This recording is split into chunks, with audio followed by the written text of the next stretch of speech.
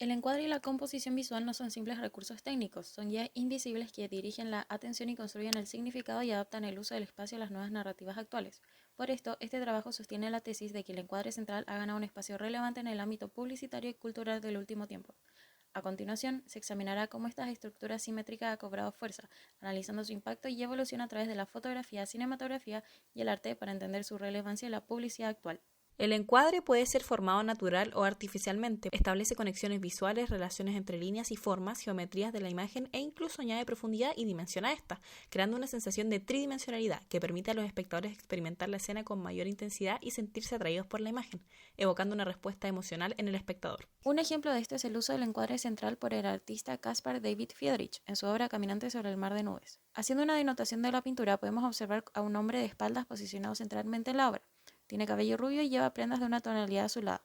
Se encuentra de pie sobre una montaña donde apoya una pierna más adelante y por el lado contrario se apoya con un bastón. Esta superficie de color marrón contrasta fuertemente con las nubes que transicionan la parte de textura áspera con el cielo abierto en su superioridad. En la lejanía se divisan más de estas cúspides pero se encuentran difuminadas por las nubes. A pesar de que el sujeto se encuentra en una pose que le entrega anonimidad, su posición, el paisaje y su soledad en este le entregan connotativamente a la obra una identidad romántica propia de la época de su ejecución, ya que se considera que una persona romántica se distanciaba de la sociedad, se perdía en sus sentimientos y era propensa al caos emocional. Por otro lado, al no disponer de su rostro de expresión, se entrega mayor importancia a la conexión del individuo con la inmensidad del paisaje, situando este fenómeno en el punto de fuga del cuadro, causando que el espectador se inserte en el lugar del sujeto, siendo transmitido cada emocionalidad deseada por el artista. Otro ejemplo de esto lo podemos encontrar en el uso del encuadre central cinematográficamente en El Resplandor de Stanley Kubrick. Como mencionamos anteriormente, este encuadre causa gran impresión entre el público, permitiéndole al director controlar en lo que se debe fijar y sumergiéndolo en la acción.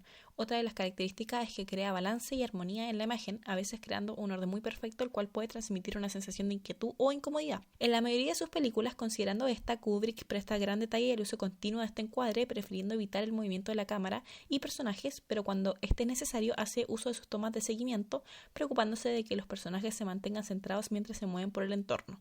Esto lo podemos ver claramente en escenas del primer tercio del film escogido, donde los personajes son seguidos con la cámara mientras se mueven libremente por el hotel Overlook. Y debido a la naturaleza terrorífica de la trama, Kubrick deja la inquietante impresión de lo que hay una fuerza externa que los acecha, dándole significado al encuadre de que posee una perspectiva sobrenatural y posicionando al filme una realidad estética, con valor afectivo, resultante del escenario modificado y manipulado en el que se posiciona. No obstante, la historia de las artes y la publicidad ha pasado por diferentes procesos de experimentación, movimientos y tendencias, los cuales han destacado la relevancia de diferentes tipos de encuadres, que haciendo uso de más espacio dentro de la obra, pueden entregar el mismo nivel de significado y emocionalidad que el encuadre central, por lo que ejemplificaremos algunos a continuación. Esta obra de Mitrovich ejemplifica el estudium, donde el espectador descifra una narrativa compleja a través de una variedad de encuadres que exigen una contemplación más pausada. De este modo, el estudium de esta época permitía ver la realidad desde la autenticidad del momento que se capturaba, donde el fotógrafo integraba la arquitectura y la interacción de personas en un relato visual elaborado. La composición de Mitrovich usa el espacio de manera dinámica y se expande en la foto completamente hacia los márgenes.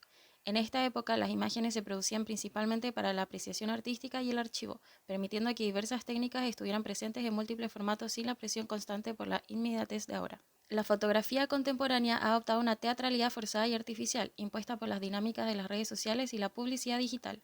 Esta mirada más estandarizada crea un espacio virtual rígido para generar un impacto de carácter comercial, reduciendo la imagen a un producto de consumo masivo. En la foto de Mitrovich se demuestra que la fotografía alguna vez operó bajo un estudio más amplio y espontáneo, demostrado en el uso completo del espacio en el encuadre, evidenciando una teatralidad que no es forzada gracias a que es una imagen tomada en una ciudad en lo cotidiano del día. En esta obra del surrealismo conectamos con cómo a lo largo de la historia la pintura ha empleado en encuadres diversos para transmitir emociones sin depender de un encuadre estrictamente centrado. Dalí plasma esto demostrando que los márgenes del lienzo poseen la misma carga emocional que el centro, poniendo el foco de atención hacia los extremos, logra que la atmósfera plasme de manera uniforme toda la obra.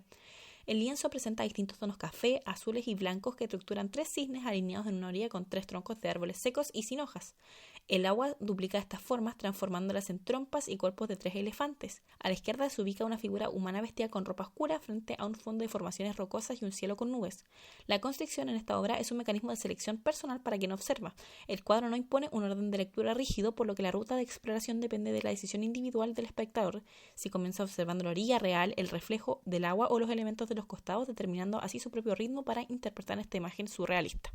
El encuadre central ha vuelto a ganar protagonismo. En un entorno saturado, su geometría actúa como un foco indispensable al ofrecer una perfecta estabilidad espacial. Colocar al sujeto en medio elimina distracciones y genera una conexión visual directa y forzada con el objeto principal. Asimismo, el uso de teléfonos celulares y el formato vertical de sus pantallas imponen restricciones físicas que concentran el contenido en el centro, normalizando esta práctica para asegurar que un mismo recurso funcione en cualquier plataforma. Por lo tanto, esta preferencia de encuadre no busca fuerza narrativa, sino que adopta una tendencia de diseño que elimina la dimensión psicológica y emocional en la creación de imágenes. Un ejemplo de esto es el estilo de fotografía utilizado mayoritariamente en la actualidad, como esta fotografía de una cascada.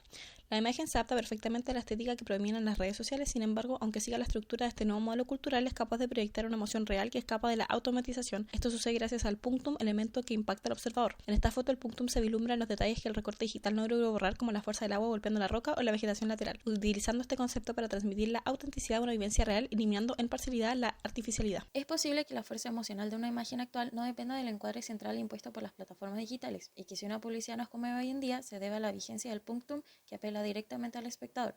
Pero sin embargo, la utilización masiva de esta composición forzada ha vaciado de sentido la intención fotográfica. Actualmente se busca la estandarización de la experiencia estética para que el contenido sea fácil de procesar y se mantenga todo en una inmediatez digital, imponiendo formas de consumo fragmentado. En la publicidad, esto se refleja en el discontinuo uso de encuadres creativos que aprovechan todo el espacio visual, reduciendo el contenido a solo lo necesario para que el público preste atención. Este fenómeno ha colonizado la promoción de grandes producciones cinematográficas debido a la relevancia de la publicidad digital.